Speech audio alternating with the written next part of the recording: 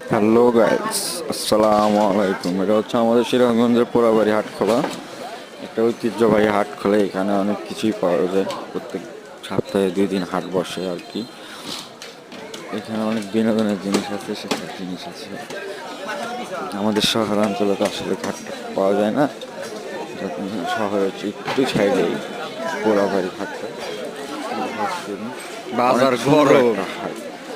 আপনারা দেখুন এই হাটে রবিবার এবং বুধবারে এরকম মানুষের সমাগম পুরা এলাকার উচ্চপদে।